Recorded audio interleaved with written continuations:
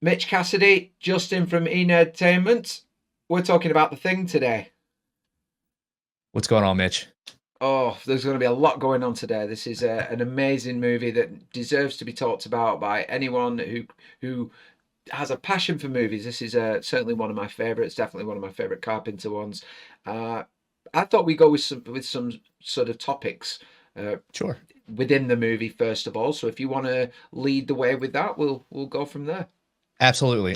Mitch, first thing I wanted to ask you, I know that you're around my age, so I wanted to talk about your first experience with the movie. This coming out, before we were born. I'm sure we saw it in our adolescence. I was probably 6, maybe. So you're talking like 1993, 1994 Mm. ish. So I had an older cousin, and he was my direct line to most of the great like 80s, 70s horror cinema. He introduced me to all that stuff. So a lot of great memories there. 6 years old. I was probably a little young, but I dug it, man. I loved it. I loved all the effects, all the gore.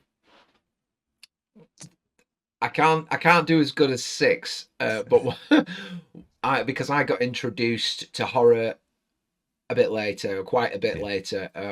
So I was into horror from age 11, that's still and pretty young for some of the stuff it's this it's movie still throws at you. fairly young. But I didn't see this one until I was 13.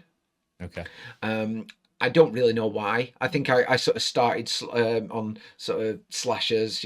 Freddy was the first one I watched, sure. and it went up Friday the 13th, Halloween, Sleepaway Camp, all this, and then I started going a bit heavier. And The Thing, I believe, was a late night showing on Sky, and I stayed up to watch it, and I was just absolutely blown away by the Yeah, effects, grossed especially out if as you had well. yeah, especially if you had nothing to go on going into that movie. I remember the first time I watched it. Yeah, it blew me away for sure. Especially the like the chest buster Oh, scene. Classic. I That's think a as great well, moment. it was unusual for me because you said, it's best to watch it when you go in blind. Yeah, for But sure. I watched it, and it was unusual to see a horror film that wasn't set in like a suburban area, like a neighborhood, because I'd watched so many Yep. slashers. So to Sure. then move that far out and do something a little bit different, because I hadn't been introduced to Alien or anything at that point. Sure. So this was something fresh and new. Absolutely. And that adds to the claustrophobia of the movie. It definitely the setting is a huge part of what makes it so terrifying is there is no salvation for these men, and they pretty much know it immediately. They're like, "Hey, we're kinda screwed." And it's one of the notes I had written down here I wanted to bring up once we got towards the end of the movie is I love how quickly these guys are kinda resided to their fate. "Hey, we're not making it out of here, but we need to take this thing down." So that was always one thing I really admired about these heroes is they stepped up. They were like, "We gotta kill it. We're not gonna live. We gotta kill it." Well, I've got written down sort of right at the start. There's an immediate cabin fever feel, Absolutely. and I think I love that. I love this whole who can you trust, and Right. you get those tensions running high. I Yep. I saw like similarities to sort of Event Horizon and things like that in Yep. it. It was very Great much that movie. everyone crammed in together, and nobody trusts the next Yep. person. And I think you can see like they did a good job of making these characters feel believable, and that's what works with this movie so well.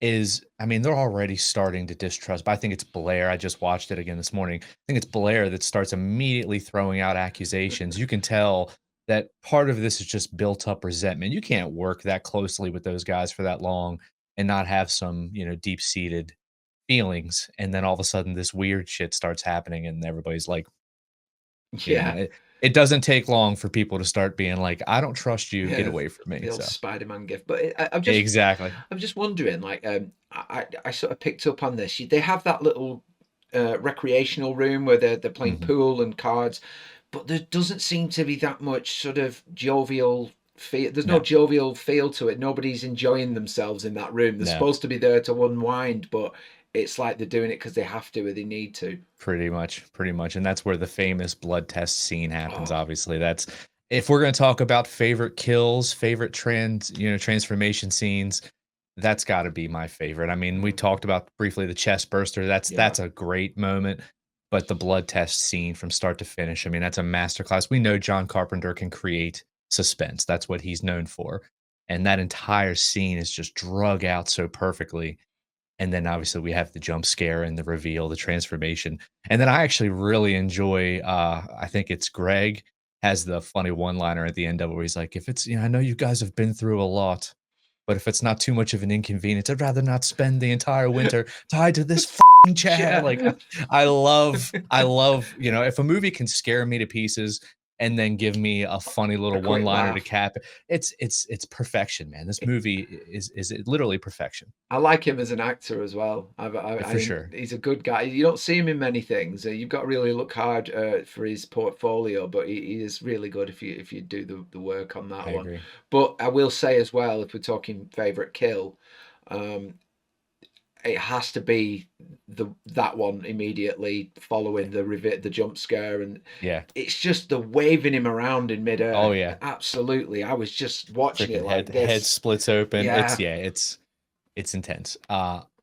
One thing I wanted to ask you about is what's your least favorite kill in the movie? Because there are quite a few amazing kills. One stuck out to me. I don't know if there's one that you can think of off the top of your head.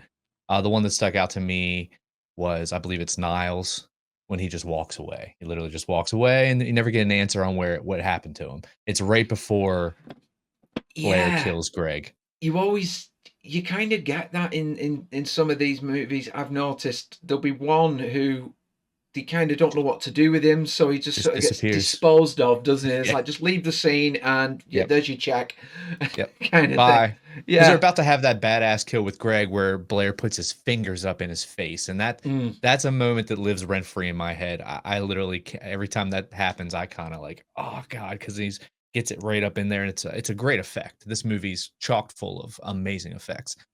So I remembered that I was watching it this morning and he walks away and I'm like, whatever happened to that guy? It's assumed that Blair killed him, but Yeah. they don't show you a body or nothing. I was always kind of a little this is a bit sadistic actually. I think as horror movie as horror Give it to fans, me. as Give horror it to me. junkies, we just want more when it's not necessary, but we're also massive advocates for less is more as well. We're a very complicated True. bunch. But when they do the chest compressions and he bites the arms off, you don't see him again. He just like gets zipped up in the bag and he's on the table and everything. But It's true. I would have quite liked to see his slow demise. I know that sounds Yeah. awful, but for the situation, it really would have suited that situation to see that Right. him on the floor, sort of bleeding out almost. Sure. So I mean, that's a vicious injury, and like you said, it it's, happens. We have that moment of shock, and I mean, they want to show off their beast, so they're like, "Here's oh, the of thing." course, But yeah. but you're right. I would have loved to have seen, like I call it, the money shot, where he's just lying there and just, Well, can you imagine his last? He would be lying on the floor. Obviously, he's going to bleed out from something like that. But Sure, the last thing he sees is that monstrosity like towering over them. I right. just think that would have been really effective and really it I would have stuck agree. in my head. That would have been a good "I'm fucked and I know it." Like Yeah, I want to do a list of that, like the greatest "I'm screwed and I know it" moments. That would be if they had shown that, that would have been on there. yeah. I just thought I actually only thought about that the other day when I was sort of doing my final sort of revision of what I've watched, and I thought, yeah, would have been effective that, but I agree. I agree. What about the ending? I mean, we can't talk about this movie without bringing up the ending. Do you think the answer's in front of us? Do you think it's ambiguous? Do you have a strong opinion one way or the other? I think if you end it like that, where it's very minimal, just a few words, and then it just sort of pulls back Yeah, from them and they're on their exactly. own. And I then the think screen that's cuts to black. Yeah, I think that's got to be ambiguous because you're not giving anything definitive. You're just sort of laying it in front of the audience and then Yep. taking it away from them. Yep. So I mean, I the information's there in front of you. They're not gonna make it. I kind of do think the child's might be the thing, just because you don't see a lot of breath coming out of his mouth. I know the director, I think, came out and said that that's just the angle they chose, but I think in the respect to the movie, I think it's kind of interesting because you see McCready breathing and it's just smoke, smoke, heavy breath, heavy breath, heavy breath. Childs is kind of back a little bit and you can't see his breath. yeah, And again, I don't know that he consciously made that choice, but in the movie itself, it seems like a conscious choice, and I think that, he might be the thing, so I but think either it, way, I think I you're prefer right. I prefer the ambiguous ending. Either way, even if I am right, I like you said, just pull him back, and McGreedy says, "Why don't we just wait and see what happens?" you know, and that's a great way to That's end the ominous movie. in itself, isn't Exactly, and then you it? just pull back, cut to black, John Carpenter's the thing. I mean, is there a better horror director than John Carpenter in your mind? I know that's a tough question. I put you on the spot, but Well, my favorite horror is Freddy, so I yeah, was trying to stay alive. But I think overall, if you look at the body of work, there's so much innovation in there. It's hard to argue that, I yeah. think. And see, I'm torn because I'm a huge Freddy fan, and I also adore Scream. So Oh yeah, Wes Craven. I mean, how do you not throw him in that conversation? Maybe it's just 1A and 1B because the dude literally created two next level horror franchises. I mean, Nightmare on Elm Street and Scream will both be around for decades. And yeah. but then you got John Carpenter. He created Michael Myers, who's arguably the most famous horror slasher of all time. So it's it's a buffet of amazing options, no matter which way you go. Actually, I'm really glad you brought up. I'll dive back into that ending. You brought up the breath. Hmm. Now I know that Kurt Russell took drags on cigarettes before takes so that more of that would come out. Okay. So in that case, that was a big deal to show that. So therefore, Yeah. you would think they would make sure that they could see it at the end from both characters. So I think Yeah. you're onto something there. Yeah. Whether it's true or not, I think in respects of the movie, it certainly makes sense. It looks like a logical choice by the cinematographer, whoever chose to set that shot up that way. I mean, where was Childs? You know, I mean, he The just whole comes time, in yeah. and just says, "Oh, I was there. I thought I saw Blair." Blah blah blah, and then we're just sitting there, and it's a certainly a more gloomy and terrible ending to think that McCree's just going to sit there and the thing's eventually going to jump him. But again, at that point, what's he waiting for? You know, I want to ask suspense, you a timing. question as Yeah, well. hit me. Your thoughts, just out of left field, your thoughts on the score? I mean, it's legendary. It's not quite like Michael Myers, "Dun, dun, dun, dun, dun, dun, dun, dun, Mm, dun," but it's on that level of making me feel dread. I love how we start with the beginning and the end. That same dun dun yeah. dun dun. It's so there's nothing to it, but and he's such a brilliant, brilliant, musician. And it's minimal. It's always minimal, but he just knows he might as well just be plucking at my freaking like heartstring or But my it is a heartbeat, isn't it, yeah, essentially? yeah, And yeah, that matches what's going on. And yep, I've exactly. also noticed that the score, um, there's more music when they're outside of the compound than when they're in it. And you get Right, more isolation by the fact that it exactly. suddenly goes quiet, or you get Yep, such minimal sound in those situations. yep, and those are little subtle choices that a genius like that makes that, you being a fan have watched it over and over and you've picked up on that. I don't even think you realize that on your first time you watch. Little choices that the directors make like that to make you feel, like you said earlier, claustrophobic. Just makes you feel crammed into a tight space, and that alone is terrifying for a lot of people. Well, even you get a bit of both. You get the Yeah. crammed in space inside the facility, but then you've got the vast, Yeah. like Endless nothingness. Antarctic, Yeah, so Right. it's both fears are covered there. For sure. That's a great duality. That's a good point.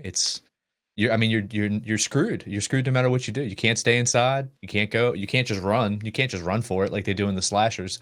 Run down the Mm, street, start knocking on doors. That's not going to yeah, work. because there's nowhere The to go, and you'll just freeze. Norwegians are already gone. Yeah. um, I was going to say as well. Is there any particular sort of shots in the movie that you think are very effective? I like that they shoot the monster from down low a lot. I've realized that in Yeah. watching this most recently, they do a great shot of always having like a steady shot of it from down low, and it gives it a very imposing, terrifying stance every time they show it. And it also gives you they don't cut a lot, so they give you great views of the practical effects. But I would say the one that jumped out to me was the initial attack on the dogs. Mm. I think that whole sequence, it's kind of a darker area, but they still do a good job of lighting it. That's a beautiful sequence, that whole initial view of the thing for me. It's also set up by a really, really nice Yep, shot of exactly. the dogs. One of the dogs, the eyes, when it looks and realizes that there's something wrong with this dog, Right. and it's almost like it's fear, but it's also sort of I'm out on guard, something's not right, but you get it just by this quick glance for the dog looks up. And I thought that was amazing. And I wrote it down Yep. immediately. And when I watch it again, I'll probably go, yeah, that's why I wrote it down. That's it. That's it. That's awesome. Let me see if I have anything else. Who other than McCready, I mean, who is your favorite character in the movie? Who's your favorite side character, I would suppose, if it's not McCready? Who stands out to you? Because I think everybody gets a moment or a line or a death scene to kind of shine in this. Again, names isn't strong, so help me out. But I was actually a big fan of, and for a reason, was it the chef? Yeah, that's Knowles. Now That's that's Knowles. it. Now the reason I liked him, I know he had a rubbish death, Yeah, he did. but He I did. thought he was a nice contrast to the sort of simmering tension from the rest of him. He was just Right. skating around, wasn't he? And I just thought you needed somebody like that on the outside, Right. because Almost otherwise the it was innocent just, guy. yeah, it was just Yep. testosterone, and he Exactly. just sort of split it up a bit and lightened the mood That's a just a great little. point. He was out by obviously by far the youngest person Mm, there. And yeah, I do think that he brought a nice levity to a lot of situations. He was funny, and like I said, he wasn't in it to take charge. He just wanted to live. He yeah, knew that the situation was pretty dire, and he's like, I just want to get out of this. And yeah, he definitely has the worst death, and it's off screen. They don't even show it. So I'm a gore hound. I'm a glutton yeah. for that. So give me more kills, give me more stuff. But anyway, Well, he what was good as well, and I think I might have wrote this down, but he was sort of the light-hearted, funny one, but he wasn't over the top. no, Because a lot of the definitely not. time they're way over the top. The smoking or the drinking or the playing loud music or the voices, their accent is just sort of in your face. He looked like a normal guy amongst a bunch of damaged guys, I Sure. thought. That's fair. That's fair. That's a great observation, actually. I never really thought about that, but you're not wrong. You're not wrong. I think as well, when we look at when it got to, I've sort of wrote down up until the effect, the real effects come in with the dog, and Mhm. and at this point I've just gone, this is next level. Yeah, This is for sure. next level creativity. The color contrasts as well in the thing itself, like when Mhm. the faces are all merged together, the colors are incredible in it. Um, The imagination to come up with that, especially back then, and then to be able to execute. yeah, That's unbelievable. I think I've written as well here, assimilate. It's the whole assimilation process is ironically similar to the effect of a snowball. And I just thought, I wonder whether that was even in the thinking, because I know Right. there's an original, obviously, a thing from another Yeah, world from sure. 1951. I've seen that as well. It's a very different movie, but Yeah. obviously the premise is there. But I'm just wondering whether the snowball effect was ever even thought of, because that's essentially That's what the assimilation is. right. That's a great point. Mm. As far as assimilations go, I remembered, another standout scene was Bennings. I know you don't remember the character. He was one of the doctor guys, and he's the gentleman that gets left in the room with the dead body, the Oh original yes, dead body, yeah, and then to show him getting strangled, and then they come back and he's gone. And then he's the one that screams. yeah, You know, they catch him outside. He's got the freaky looking hands. That yeah. scene, I remember being another one where I was like, man, the assimilation process is just terrifying to see him over in the corner. Imagine the agony that he's going through, just slowly being, I guess, eaten. I think the hand scene was probably one of the, even for all the brutal effects that we see throughout this Yeah. movie, that one made me actually flinch a little, because it's the Yeah. thought of him actually seeing it happening in front of him. You Exactly. know, He's almost done. I mean, he's yeah. mostly human, but he's not. And it's like that's when you're like, holy crap, like this thing is truly terrifying. I mean, it's scary. It's scary stuff. That's why I told my son that this is if you take it for what it is, one of the scariest horror movies ever created. I know it's not loud and bombastic and you don't have oodles and oodles and oodles of blood. There's a fair amount. I mean, there's definitely some good effects, but it's a slow burn. There's a lot of slow stuff that happens in this, a lot of atmosphere, and you just have to go along for the ride. I think it's one of those movies, if you immerse yourself in it, it is Right. terrifying. Exactly. Allow yourself to be those guys and Mm. not just sitting in your living room all cushy. It's a scarifying thing. Strangely, I've just realised the last thing I've written in this pad is going to contradict something.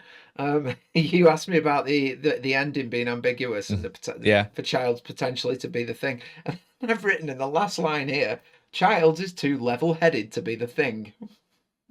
And that might be fair, because I do agree that if one of them were the thing, you would think that they would just end it. And what are they waiting for other than dramatic timing? So they might both be human.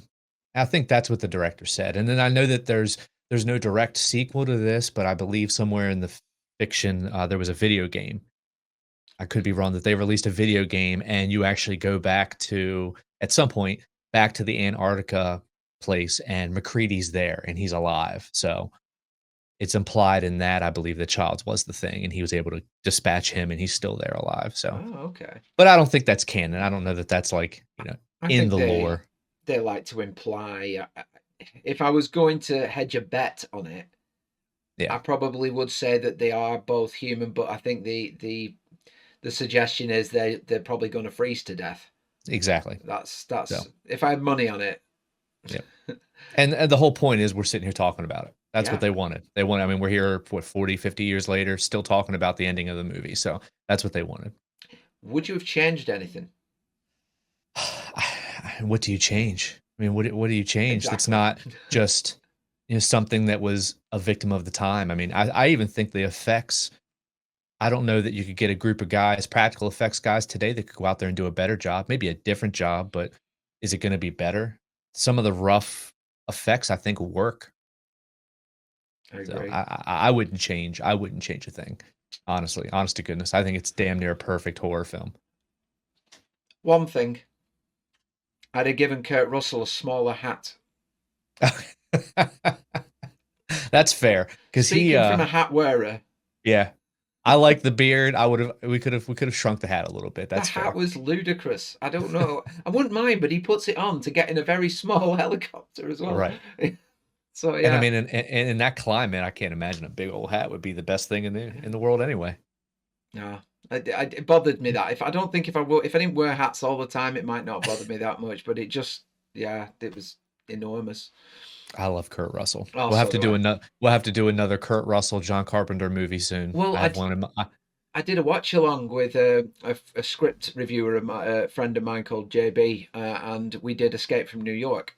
I mean, there you go. And that was great. And obviously, he gave me some great insight into the way they wrote the script and what they were trying to do and the meaning behind it all. So it was really in depth. But Amazing. you can't not get good content and material out of John Carpenter. Dude's a mastermind. I love him. Absolutely. Well, I mean, I think Yeah. it's I've not got nothing else, my friend. it's not often I get to review a movie and just say this was magnificent. There's Yeah, for nothing sure. wrong with it, and it was a pleasure to do it. Yeah, I agree, man. I had a blast watching it, and this is the first time we've done this. I hope it's not the last, man. I had a blast talking to you, especially about a movie as good as The Thing. Like you said, I got no notes. I got nothing I would change, even here. We can probably top the content, but we can't top the movie. That's it. That's it. I appreciate it, my friend. Thank you for sitting down with me. Absolutely, my pleasure.